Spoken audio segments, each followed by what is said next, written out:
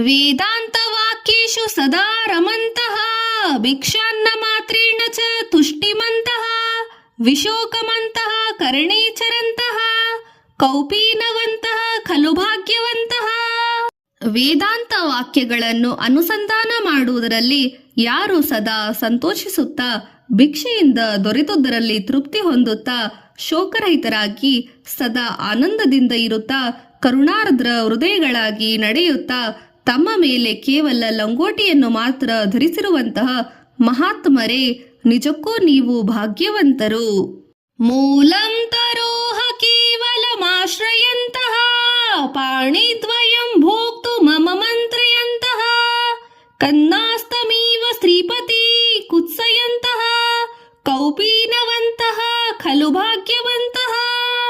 ತಮ್ಮ ನಿವಾಸ ಸ್ಥಾನವಾಗಿ ಯಾವುದೋ ಒಂದು ಮರದ ಬುಡವನ್ನು ಆಶ್ರಯಿಸಿರುವ ಊಟಕ್ಕಾಗಿ ತಮ್ಮೆರಡು ಹಸ್ತಗಳನ್ನೇ ತಟ್ಟೆಯಾಗಿ ಬಳಸುವ ಧನವನ್ನು ಹಳೆಯ ಚಿಂದಿಯಂತೆ ಲೆಕ್ಕಿಸದೆ ತುಚ್ಛವಾಗಿ ಕಾಣುತ್ತಾ ಕೌಪೀನವನ್ನು ಮಾತ್ರ ಧರಿಸಿರುವಂತಹ ಸಂತರೇ, ನಿಜಕ್ಕೂ ನೀವು ಅದೃಷ್ಟವಂತರು.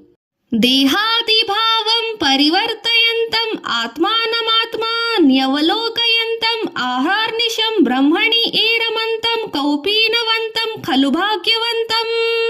ನಾನು ದೇಹ ಎಂಬ ತಪ್ಪು ತಿಳುವಳಿಕೆಯನ್ನು ಪರಿಹರಿಸಿಕೊಂಡು ತನ್ನ ಹೃದಯದಲ್ಲಿಯೇ ಆತ್ಮನನ್ನು ಕಾಣುತ್ತಾ ಹಗಲು ರಾತ್ರಿ ಬ್ರಹ್ಮನಲ್ಲಿಯೇ ರಮಿಸುತ್ತಿರುವ ಕೌಪೀನಧಾರಿಗಳಾದ ಜ್ಞಾನಿಗಳು ಸತ್ಯಕ್ಕೂ ಭಾಗ್ಯಶಾಲಿಗಳು. ಸ್ವಾನಂದ ಭಾವೇ ಪರಿತುಷ್ಟಮಂತಹ ಪ್ರಶಾಂತ ಸರ್ವೇಂದ್ರಿಯ ವೃತ್ತಿಮಂತಹ ನಾರ್ತರ್ನ ಮಧ್ಯ ನ ಬಹಿ ಸ್ಮರಂತಹ ಕೌಪೀನವಂತಹ ಖಲು ಭಾಗ್ಯವಂತಹ. ಯಾವಾಗಲೂ ಆತ್ಮಾನಂದವನ್ನು ಸವಿಯುತ್ತಾ ಸಂತೃಪ್ತರಾಗಿರುವ ಎಲ್ಲಾ ತಮ್ಮ ಇಂದ್ರಿಯಗಳ ಕಾರ್ಯವನ್ನು ನಿಲ್ಲಿಸಿಕೊಂಡಿರುವ ಮನಸ್ಸನ್ನು ಒಳಗಾಗಲಿ ಹೊರಗಾಗಲಿ ಮಧ್ಯದಲ್ಲಾಗಲಿ ಹರಿಯಬಿಡದೆ ಆತ್ಮಾರಾಮರಾಗಿರುವ ಕೌಪೀನಧಾರಿಗಳು ನಿಜಕ್ಕೂ ಧನ್ಯರು. ಪಂಚಾಕ್ಷರಂ ಪಾವನ ಮುಚ್ಚರಂತಹ ಪತಿಂ ಪಶೂನಾಂ ಹೃದಯ ಭಾವಯಂತಹ ಭಿಕ್ಷಾಶಿನೋ ದಿಕ್ಷು ಪರಿಭ್ರಮಂತಹ ಕೌಪೀನವಂತಹ ಖಲು ಭಾಗ್ಯವಂತಹ.